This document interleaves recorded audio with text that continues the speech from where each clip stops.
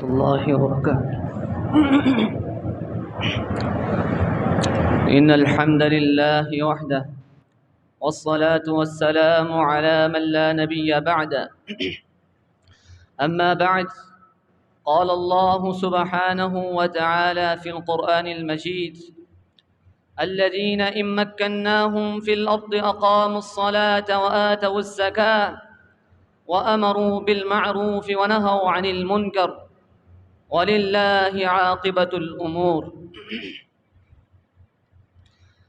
غلامی میں ناکام آتی ہیں شمشیریں نہ تدبیریں، غلامی میں ناکام آتی ہیں شمشیریں نہ تدبیریں، جو ہو ذوق یقین پیدا تو کٹ جاتی ہیں زنجیریں۔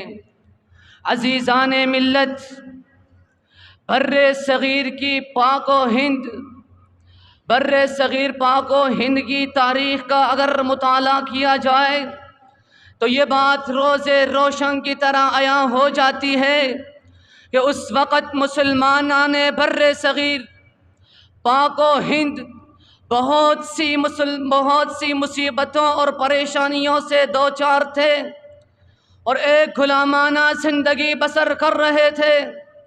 مسلمانوں میں ظلم و ستم کیا جاتا، کوئی بھی ایسا موقع ہاتھ سے نہ جانے دیا جاتا جس کے ذریعے مسلمانوں کو رنج و الم پہنچایا جائے، اور ایک وقت ایسا بھی آیا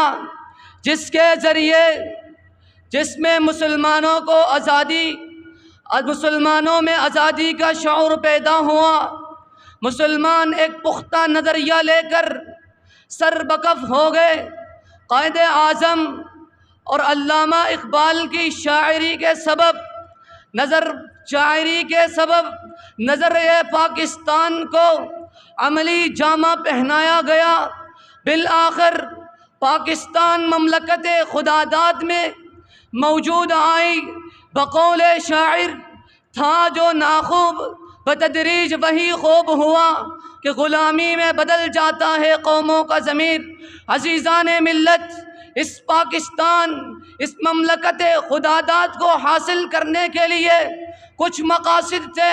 ان مقاصد میں سے ایک مقصد یہ بھی تھا کہ لا الہ الا اللہ محمد الرسول اللہ کا نفاذ کیا جائے، مسلمانوں کو قومی اور مذہبی آزادی بخشی جائے، مسلمانوں کی عزت و نفس کو تحفظ بخشا جائے، اور ایک ایسی ریاست کا قیام عمل میں لایا جائے جہاں پر سب فیصلے انصاف و عدل کی بنیاد پر قائم ہوں، اور امرائے وقت کو شرف و فضیلت سے آراستہ کیا جائے، تو دوسری جانب غریب و لاچار کا دستے بازو بھی بنا جائے۔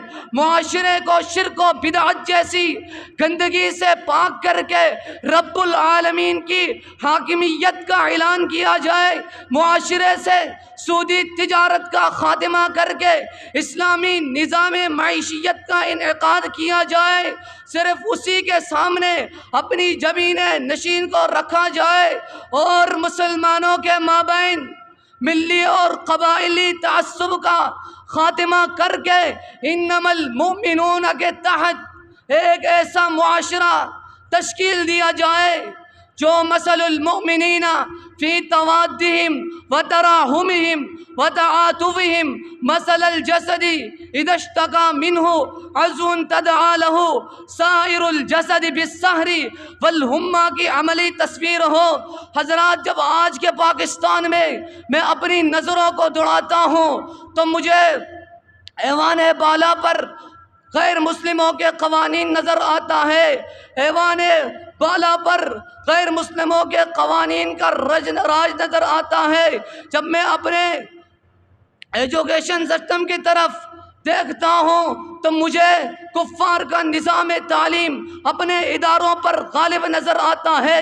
مغلوبیت کی وجہ کیا ہے؟ دین اسلام کو پستے پشت ڈالنا اور پاکستان کو دھتکارنا۔ حضرات، جب میں معیشت کے قوانین کا مطالعہ کرتا ہوں تو مجھے ہر طرف سود ہی سود نظر آتا ہے۔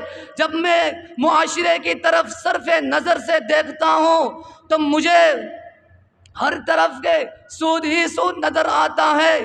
یہیں پہ بس نہیں، لا الہ الا اللہ کی بنیاد پر حاصل کیے جانے والے خطے میں اسلامی نظام کی بات کرنا تو بنیاد پرستی سمجھی جاتی ہے، جبکہ اسلام کی قوانین کی پامالی جدت پسندی کا لقب پاتی ہے۔ حضرات، جب تک چرچل اور ابراہیم لنکن کی رائج کردہ جمہوریت باطلہ تمہارے ایوانوں پر غالب رہے گی،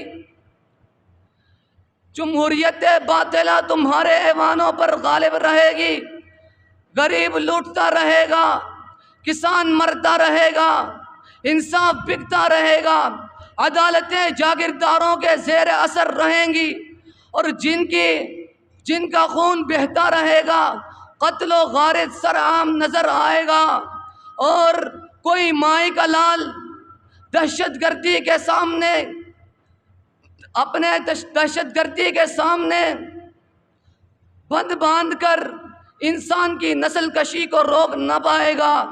میں اپنی تقریر کا اختتام ان اشعار سے کرنا چاہتا ہوں کہ گزشتہ عہد گزرنے میں ہی نہیں آتا، گزشتہ عہد گزرنے میں ہی نہیں آتا، یہ معجزہ بھی لکھو معرکوں کے خانہ میں، گزشتہ صدی سے جو رد ہوئے تھے ہم سے، وہ لوگ ہم پہ مسلط ہیں اس زمانہ میں۔